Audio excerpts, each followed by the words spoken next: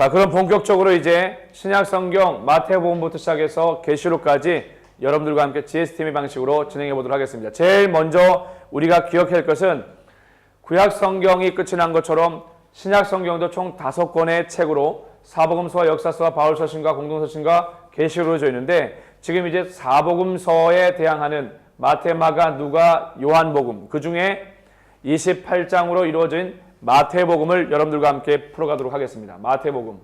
이 마태복음은 28장으로 이루어졌고요. 이 마태복음을 시작하기 전에 여러분들이 먼저 기억해야겠습니다. 뭐였습니까? 인트로에서 배웠던 사복음서의 핵심 메시지죠.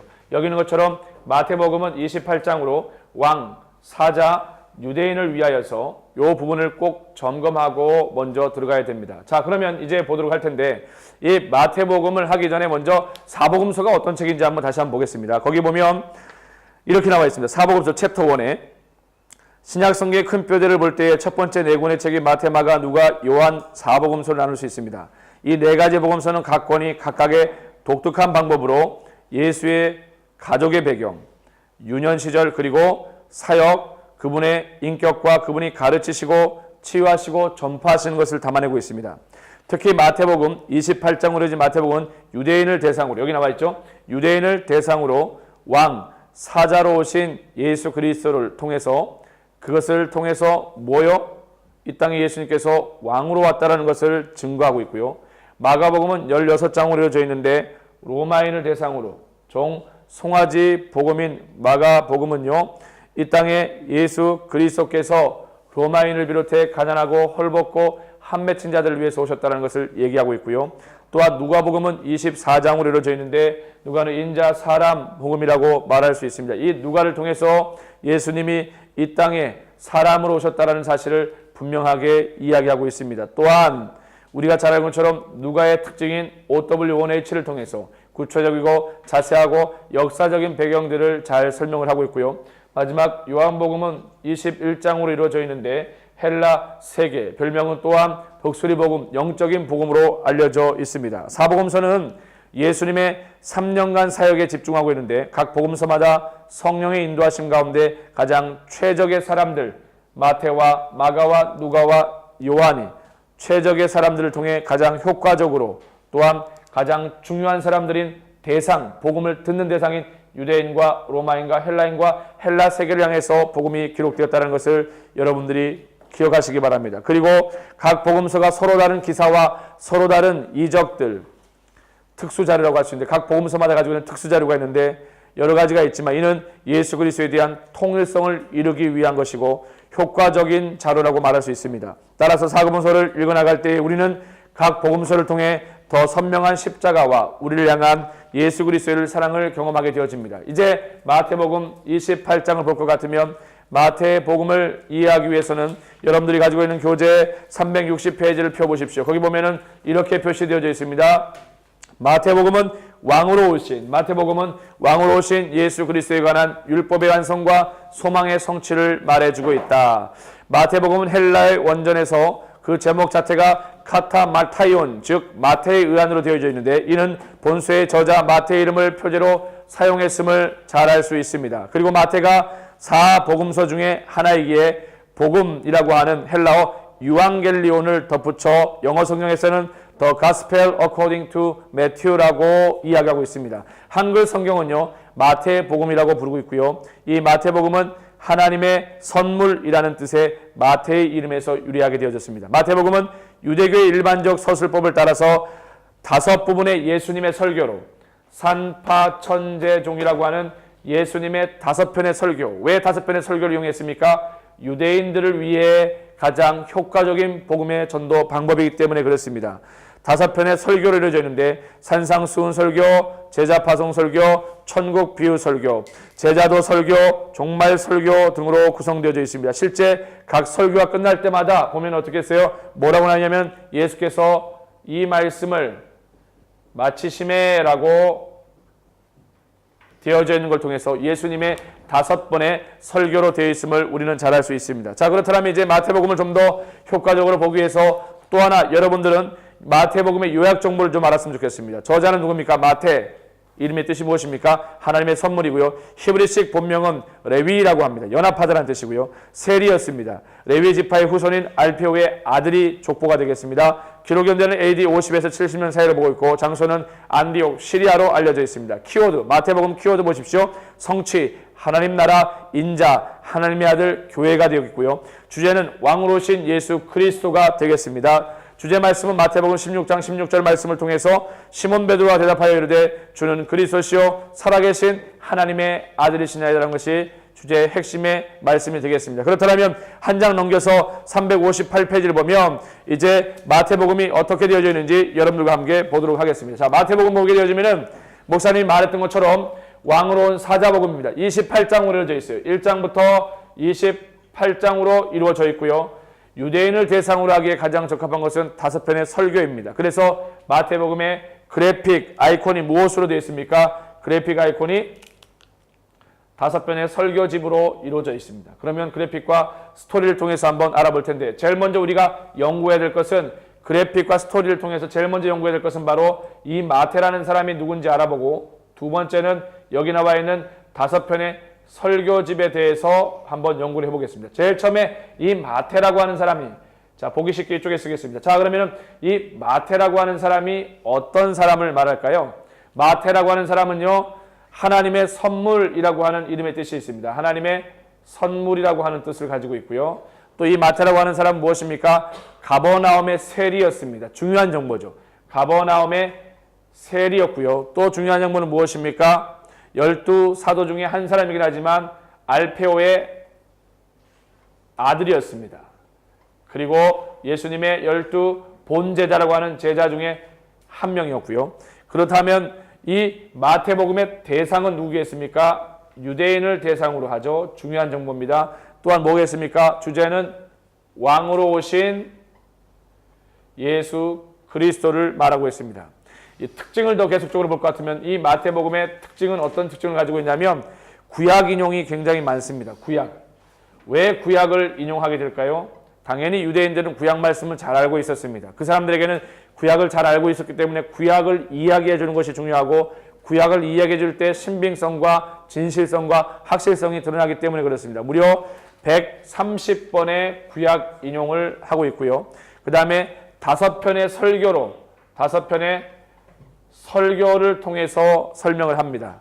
그 다음에 예수님의 뭐에 대해서요? 예수님의 가르침 그리고 교훈에 집중을 하고 있고요. 또 특징은 뭘 말하겠습니까? 유대의 색채가 강합니다. 그렇죠. 유대의 색채가 강해야 되겠죠.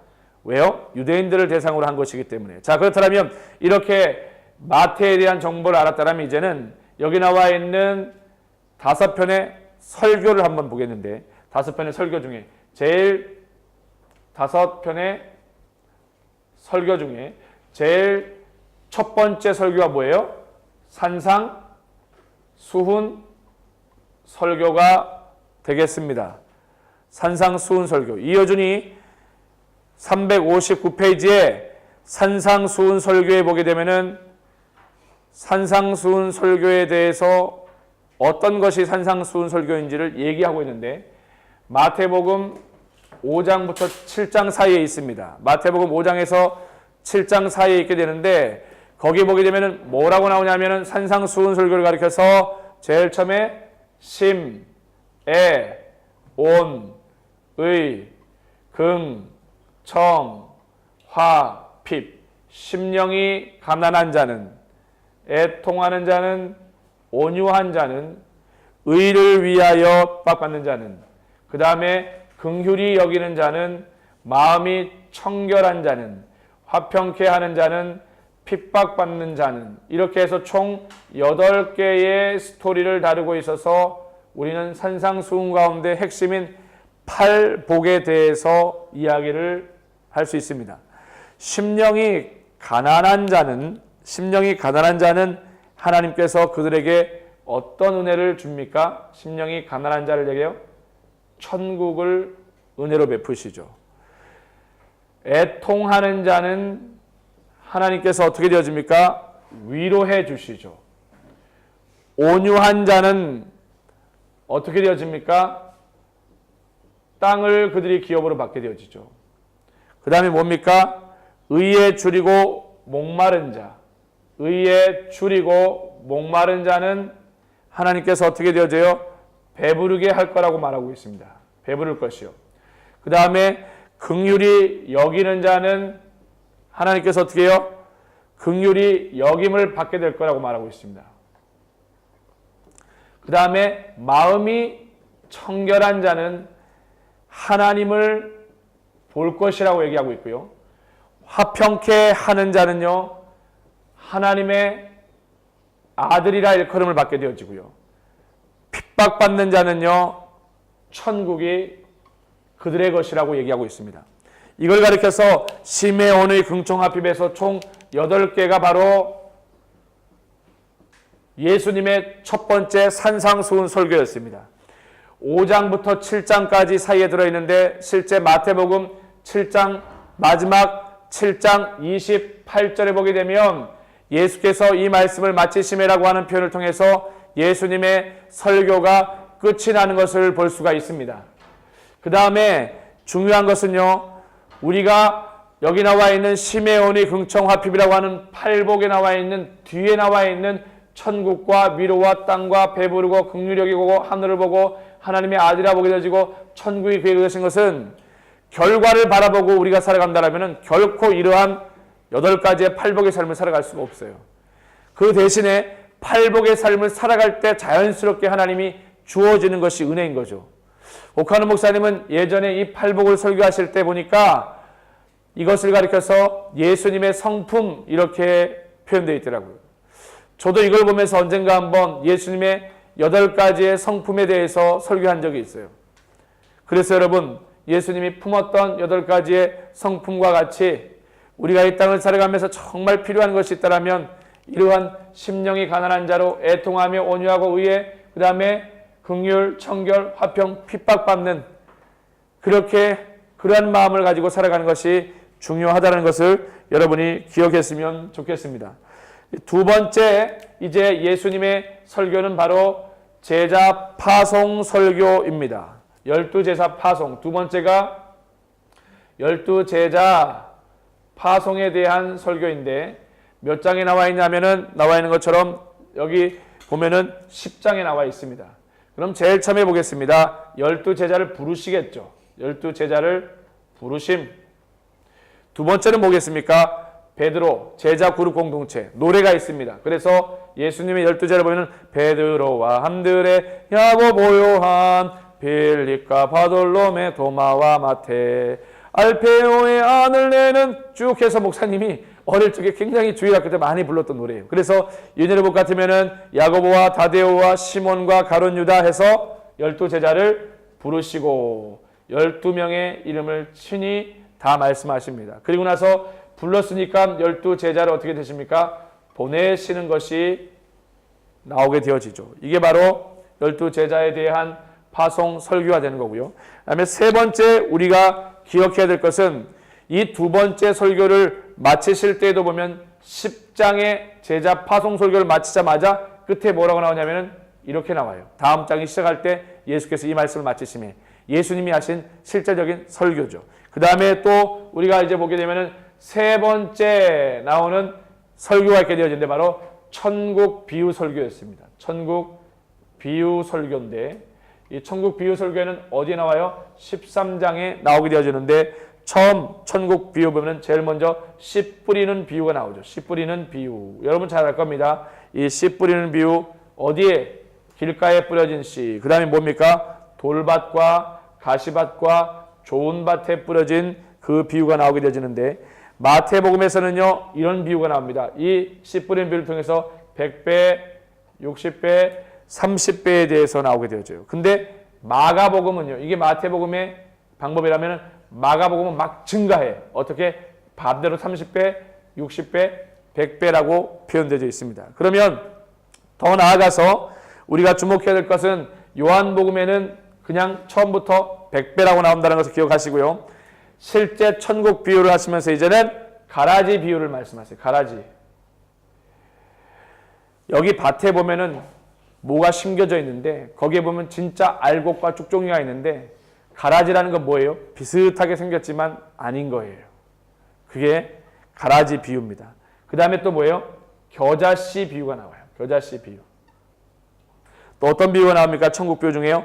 누룩과 보화 비유. 누룩. 천국은 마치 누룩과 같아서. 그 다음에 천국은 또 어떻게 해요? 보화. 숨겨진 보화와 같고. 또 어떻게 해요? 천국은 진주. 그 다음에 천국은 그물과 같고. 이렇게 천국 비유들을 쭉 설명하고 있는데 역시 13장이 설교, 천국 비유 예수님의 설교가 끝나면서 13장 53절에서 예수께서 이 말씀을 마치시매라고 하시면서 예수님의 실제 설교에 대해서 말씀을 하십니다. 그 다음에 보시면요. 여러분 네 번째 설교가 나오게 되는데 이 네 번째 설교는 무슨 설교이냐? 제자도 설교입니다. 제자도 설교. 제자도 설교인데 이 제자도 설교는 어디에 나와 있습니까? 18장에 소개되어 있는데 첫 번째가 뭐냐면 바로 형제를 실족하지 말라. 형제 실족 금지. 형제가 마음 상하지 않도록 하라는 거죠. 형제가 상처받지 않게 하라는 겁니다. 그 다음에 손과 발이 눈이 범죄하면 어떻게 하라고요? 범죄하면요. 눈이 범죄하면 눈을 빼어버리라. 손을 빼어버리라. 왜요? 그것 때문에 천국에 들어가지 못하면 안 된다는 거죠. 그 다음에 어떤 이야기를 합니까? 형제 권면이 나오게 되어지고요. 세 번째 형제 권면이 나온 다음에 네 번째는 두세 사람이 예수님의 이름으로 모인 곳에 예수께서 함께 하시겠다라고 하는 메시지가 있고요. 그 다음에 또 어떻게 합니까? 형제 용서에 대해서 몇 번까지 형제를 용서해야 될까요? 여러분 베드로가 7번 얘기할 때 예수님께서는 70번씩 7번이라도 용서해 주라고 말씀하십니다. 그 다음에 1만 달란트 빚진 자의 이야기가 소개되고 있습니다. 이렇게 제자도에 대한 설교, 제자로 살아가는 제자의 삶이 어떠해야 되는가를 쭉 설명하고요. 마지막 5번째 설교가 되는데 똑같이 5번째 설교 시작하기 전에 4번째 설교를 마쳤으니까 어디요? 19장 1절에서 18장의 제자 설교가 끝이 나고 나서 19장이 시작되기 전에 예수께서 이 말씀을 마치시매라고 이야기하고 있습니다. 그러면 이제 마지막 5번째 설교는 종말에 대한 설교인데요. 우리가 이 종말에 대한 설교를 좀 주목하고 집중했으면 좋겠습니다. 마지막 말세가 어떻게 되어지는지 마태복음에는 설교를 통해서 예수님께서 말세의 징조를 설명하고 계십니다.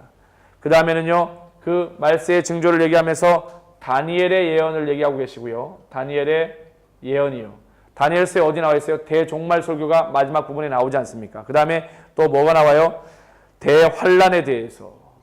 그 다음에 또 뭐가 나옵니까? 예수님의 재림에 대해서. 예수의 재림에 대해서 나오고요. 또 뭐에 대해서 나옵니까? 무화과 나무 비유에 대해서도 나옵니다. 무화과 나무 비유를 하면서 표현하고 있습니다. 또 어떤 때요? 노아의 때를 이야기를 하면서 이야기하고 있습니다. 그 다음에 나오는 것이 바로 다른 처녀 비유를 통해서 어떻게 됐습니까? 기름을 준비한 자와 기름을 준비하지 못한 자를 얘기하고 있고요. 그 다음에 달란트 비유에 대해서 얘기하고 또 양과 염소 비유를 통해서 말씀하고 계십니다. 이렇게 5번째 설교가 끝이 나면서 26장 1절에 똑같이 뭐라고 나옵니까? 예수께서 이 말씀을 마치시매라고 하면서 이 5편의 설교가 나오게 되어져요. 여러분 유대인들에게 이렇게 산파 천재종이라고 하는 산상수훈과 제자파수훈과 천국비유와 제자도와 종말에 대한 설교를 하면서 구약을 여기다가 130번을 인용해 가면서 유대 색채가 강하게 설명을 하면서 그리고 여기 나와 있는 것처럼 다른 것보다도 예수님의 교훈과 가르침에 집중하면 말씀을 설교를 한다면 유대인들에게 얼마나 효과적인 사역이 되겠어요. 얼마나 효과적인 복음 전파가 되겠습니까? 이렇게 GS가 끝나게 되어졌고요. 타임라인을 볼 것 같으면 여기를 한번 주목해 보십시오. 타임라인은 아주 심플하게 우리가 시작할 수 있는데요. 여러분 이 타임라인을 공부를 하면서 가장 기본적인 뼈대만 잡으시면 될 것 같아요.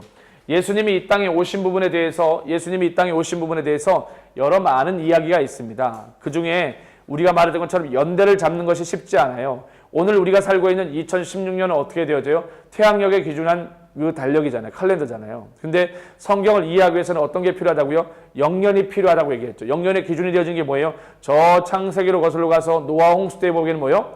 5달을 가리켜서 150일로. 그렇게 말한다면 한 달이 30일로 계산되어진 방법으로 친다면 예수님이 이 땅에 오신 거에 대해서 연도를 따지면서 계산할 때에 몇 가지 차이가 있어요. 그래서 아마 예수님이 실제로 오신 것은 AD 그 기준이긴 하지만 BC 몇 년도에 오시지 않았을까. 그래서 보통 우리가 이렇게 보시면 될 것 같아요.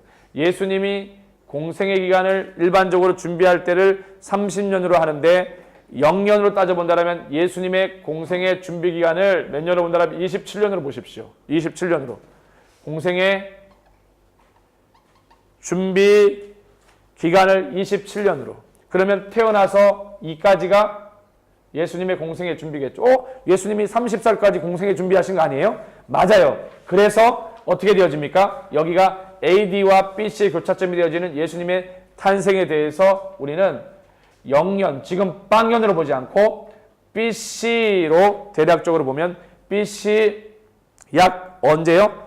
4세기 혹은 3세기 이렇게 되지 않을까. BC 3년, 세기가 아니라 BC 3년, BC 2년 이런 연도가 잡혀지는 거예요. 27년으로 본다면 예수님의 공생애가 사역이 마무리되는 게 27년이라고 본다면 30살을 채우려면 기본적으로 어떻게 되죠? BC 몇 년이 될까요? 2년에서 3년쯤이 되겠죠. 이해되십니까? 그 다음에 예수님의 공생의 기억이 사역에 대한 준비가 끝이 나고 와서 실제 공생의 기간이 3년이셨는데 30살에 공생의 사역을 시작을 해서 예수님이 33살에 어떻게 됐어요? 십자가에 못 박혀 죽으셨잖아요. 그러니까 이렇게 볼 수밖에 없죠. 태어남과 30년, 30살까지 공생의 준비 과정을 거쳤으니까 나머지 요 3년 동안 예수님이 33살 되었을 때 언제요? 그때가 AD 30년경에 십자가에 못 박혀 죽는 십자가 사건이 있게 되어지죠. 십자가 사건이에요. 33살 때. 연도는 AD 30년경이다. 그리고 중요한 타임 연도가 나와요. 이 타임 연도가 뭐가 나오냐면 바로 예수님의 십자가 사건이 있은 다음에 성경의 중심인물로 등장하는 사람이 누구예요? 사도 바울이잖아요. 그때는 바울이 되기 전이니까 사울이라고 하는 이름인데 바로 34년이 되겠습니다. 여기에 사울이 다메섹 도상에서 회심하는 사건이 여기 나오게 되어지죠. 그 다음에 44년에는요. 예수님의 누구요? 야고보가 순교하게 되죠. 요한의 형제인 야고보가 순교가 여기를 합니다. 야고보. 그 다음에 바로 등장하는 것이 몇 년이에요? 이제부터 중요한 바울의 전도 여행이 쭉 나오게 되잖아요. 그래서 바울의 전도 여행이 몇 년인가 이렇게 해서 48년부터 49년까지가 1차다. 그 다음에 50년부터 53년까지가 2차다. 그 다음에 53년부터 57년까지가 3차다. 그리고 쭉 가서 바울의 1차 수감과 바울이 풀려나서 다시 바울이 4차 전도행, 로마로의 전도행을 하고 나서 67년도에 수감되고 68년도에 목베어 참수형 당하는 이런 얘기가 쭉 다 나와. 근데 중요한 건 지금 우리가 마태복음을 다루니까 타임라인을 어디까지만 찍으면 되냐면 여기를 찍으면 되겠죠. 어디요? 예수님의 공생의 준비기간과 예수님의 공생의 사역기간. 공생의 준비기간을 거치고 공생의 실제 사역기간에는 예수님의 3대 사역이 나오잖아. 가르치고 치유하시고 전파하시는 사역이 여기 나오게 되잖아. 이게 바로 타임라인이죠. 매핑을 볼 것 같으면은 이 예수님의 매핑 사역의 기준은 여러 예수님의 사역을 감당하셨어요. 예수님이 매핑을 우리가 이야기할 때 마태, 마가, 누가, 요한은 까먹지 말고 해야 되는 이야기가 있어요. 예수님의 초기 사역이 뭐야? 예수님의 중기 사역이 뭐야? 예수님의 말기 사역이 뭐야? 예수님의 초기 사역이 뭐야? 예수님이 태어나셨잖아. 어디에서 태어났다는 거예요, 예수님이? 어디에 태어났어요? 예루살렘 밑에 베들레헴에서 태어나셨죠. 베들레헴 찍어주고요. 그다음에 예수님이 어디로 가셨어요? 애굽으로 피신하잖아요. 애굽 찍어주고. 예수님이 잘하신 곳이 어디예요? 나사렛이요. 예수님이 사역을 실질적으로 했던 중심 무대가 어디예요? 갈릴리죠. 예수님이 순환받으시고 십자가에 못 박혀 죽으신 적이 어디예요? 예루살렘이죠. 이렇게 해주면 끝이야. 예수님, 이 사복음서에 해당되어지는 예수님의 태어나신 곳, 예수님이 애고로 피신하신 곳, 예수님 어디요? 잘하신 곳, 나사렛. 예수님이 사역하신 곳이 갈릴리를 중심으로 해서 벳세다를 비롯해서 우리가 여러 가지 갈릴리 주변 도시들이잖아요. 그리고 예수님이 어떻게 되죠? 유월절을 위해서 올라오시고 예수님이 십자가에 순환받으시고 십자가에 못 박혀 죽으신 것이 바로 예루살렘이라고 해서 매핑. 그 다음에 어널리즈를 한번 볼게요. 어널리즈. 여러분 가지고 있는 교재 같이 봐요. 자, 시작합니다. 보면 1장 예수님의 족보와 탄생, 2장 동방박사와 애굽 피신, 3장 세례 요한과 예수님, 세례 받으시는 예수님, 4장 예수님이 시험 받으시면, 5장은 뭐예요? 그렇죠. 산상수훈이고요. 6장은 산상수훈과 주기도문이 나오고요. 7장은 좁은 문, 반석 위에 세운 집, 8장은 문둥병자, 9장은 문둥병자와 함께 또 금식 문제의 질문이 있게 되어지고요. 10장은 12제자 파송이 나오게 되어지고요. 11장은 세례 요한의 질문, 12장은 미리삭 손 마른 자, 13장은 뭐예요? 천국 비유. 그렇죠. 14장은 세례 요한의 순교와 오병이어와 15장은 정결법, 16장은 뭐가 나와요? 베드로의 신앙 고백. 뭐요? 그렇죠. 천국 열쇠와 함께. 이 여기 보면은 마태복음 16장 16절로 보면은 뭐예요? 주는 그리스도 살아계신 하나님의 아들입니다고 하는 것은 베드로의 신앙 고백, 유명한 고백이에요. 17장의 변화산, 18장의 70번씩 7번 용서해라, 19장의 부자 청년, 20장의 포도원의 품꾼 비유, 3차 순환 예고가 있게 되고, 21장 예루살렘 입성, 22장 혼인잔치 비유 큰 계명이 나오고, 23장 바리새인들의 위선이 나오고 7화가 나옵니다. 24장에는 뭐가 나옵니까? 종말의 징조. 그렇죠. 25장에는 새 비유, 열처녀, 달란트, 양과 염소 비유, 그 다음에 26장은 성만찬, 겟세마네 기도, 그 다음에 베드로의 3번 부인이 나오고, 27장은 뭐가 나옵니까? 십자가, 28장은 부활. 이렇게 나온다라는 거예요. 이게 바로 A, 어널리즈인데 마태복음에 그 다음에 엑스트라가 참 많이 나와요. 이 보조자료가 참 많이 나오는데 매핑하고 연결해봐야 될 자료들이 참 많은데 여러분이 가지고 있는 교재를 먼저 한번 펴보십시오. 몇 페이지를 펴보냐면은, 자, 여러분 교재 362페이지를 펴십시오. 362페이지. 362페이지를 보면 큰 제목이 뭐라고 나와요? 마태복음 속 예수님의 탄생과 유년 시절이라고 나오게 되는데, 거기 보게 되면은 뭐라고 나와 있는지 한이가 한번 보십시오. 마태복음 속 예수님의 탄생과 유년 시절 중에서 제일 첫 번째 예수님이 어디? 나사렛이라고 이야기가 제일 먼저 나와. 왜 나사렛이라고 이야기가 제일 먼저 나올까 하냐? 왜냐하면 천사 가브리엘이 동정녀 마리아에게 수태의 고지, 이거에 대해서 말씀하고 계시는 것이 나오기 때문에 나사렛부터예요. 태어나신 것부터 시작하려면 베들레헴부터 시작해도 괜찮은데 먼저 뭘 얘기하는 걸까? 그래, 실제로 사실 그대로 예수님이 이렇게 태어나실 거라고 하는 마리아를 통해서 안내하고 있다는 거죠. 그래서 나사렛이 나오고, 두 번째는 어디예요? 베들레헴에서. 세 번째는 애굽으로 피신하게 되어지죠. 헤롯 때문에 위기를 느꼈어요. 3번에 어떻게 되어집니까? 애굽에서 거쳐서 나사렛으로 다시 돌아오죠. 예수님이 잘하신 곳이 어디예요? 나사렛입니다. 그 다음에 예루살렘으로 예수님이 올라오게 되어지죠. 왜요? 정결 예식 때문에 올라오게 되어집니다. 그 다음에 다시금 어떻게 되어져요? 나사렛으로 가게 되어지죠. 예수님이 계속해서 성장하신 곳이기 때문에 그렇습니다. 그 다음에 어떻게 되어져? 예수님이 저 갈릴리와 예루살렘, 그래서 사역하시는 것이 잘 나와 있습니다. 그렇다면 이제 그 옆에 보면은 363페이지 보면 이렇게 나와 있습니다. 제목이 뭐예요? 마태복음 속에 예수님의 사역이 나오게 되어지는데 주 사역지가 어디야? 가버나움 갈릴리 지역이잖아. 그래서 거기에 보면 1번부터 여러분이 차례대로 한번 읽어봐 주시면 좋을 것 같아요. 자, 보겠습니다. 1번이 나사렛입니다. 1번 예수님의 사역이니까 보십시오. 나사렛에서 자라고 나셔서 요단강에서 세례를 받으시고요. 유대 광야 이야기가 나오게 되어지고요. 그 다음에 갈릴리에서 실질적인 사역이, 그 다음에 가나에서의 혼인잔치가 있게 되어지고요. 그 다음에 가버나움에 가셔서 사역을 하시고 이동하셔서 예루살렘과 수가성 여인과 사마리아 지역과 가나와 나사렛으로. 자, 이렇게 본다면 예수님의 이동 경로가 참 길게 이동되고 있어요. 예수님의 사역에 참 많이 이동하셨어요. 근데 중요한 것은 이런 특징이 있다는 거예요. 예수님이 저 갈릴리에서 예루살렘으로 올라오실 때 예루살렘으로 올라오실 때 몇 번 올라오셨는가 이런 이야기를 다뤄요. 왜 그렇습니까?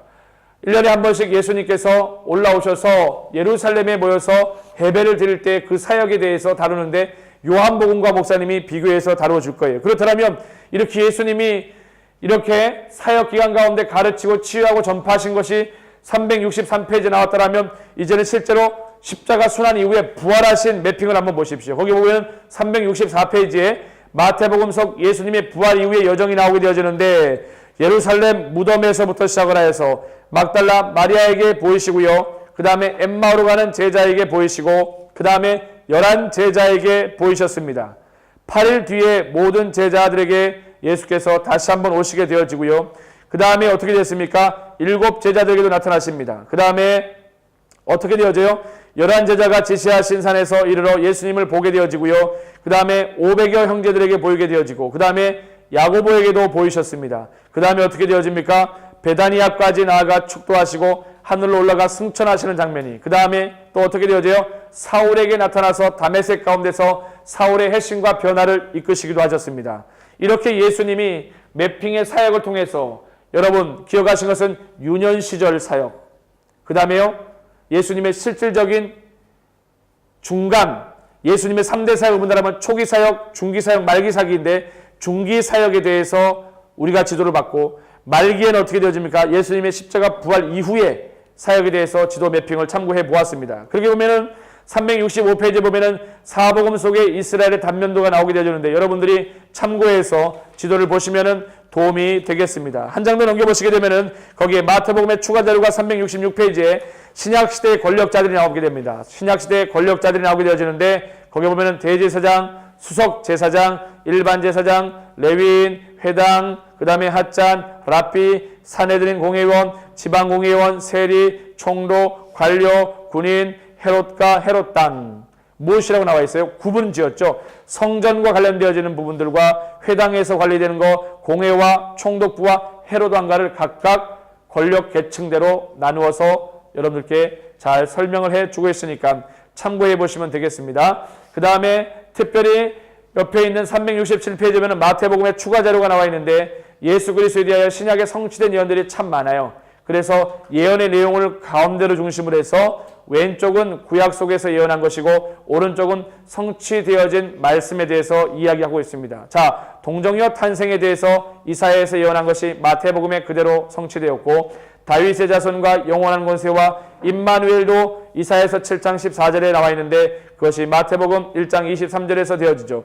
베들레헴에서 탄생할 거라시라는 이게 나와 있는데 미가서 5장 2절에 예언된 것이 실제로 마태복음 2장 5절에서 6절에서 성취된 것을 보게 되죠. 애굽으로 피난되고 나사렛 사람으로 불리운다. 이사야서 11장 1절에 예언되어졌는데 마태복음 2장 23절에서 성취된 것을 보게 됩니다. 아버지를 향한 열심, 성령의 충만함, 이방을 비추는 빛, 비유로 말씀하신 슬퍼하는 자가 됨, 많은 사람을 고친다, 자기 백성이 거부당한다, 예루살렘으로 승리에 입성하신다라고 스가랴서 9장 9절에 말씀하고 계시는데 마태복음 21장 4절에서 5절, 요한복음 12장 15절에서 성취하게 되어지죠. 아이들이 찬미를 받게 되고 버림받은 모퉁이 돌, 사람들이 그의 이적을 불신하게 되어지고 은 30에 팔리겠다라고 나와 있는 시편 41편 9절, 55편 12절에 14절 말씀과 스가랴서 11장 12절에 13절에 이 놀라운 말씀이 어떻게 됩니까? 마태복음 26장 14절에 16절과 21절에서 25절에서 그대로 성취되는 것을 보게 되죠. 제자들에게 버림받겠다라고 하는 스가랴서 13장 7절의 말씀이 마태복음 26장 31절 그리고 56절에서 그대로 응하게 되는 것을 보게 됩니다.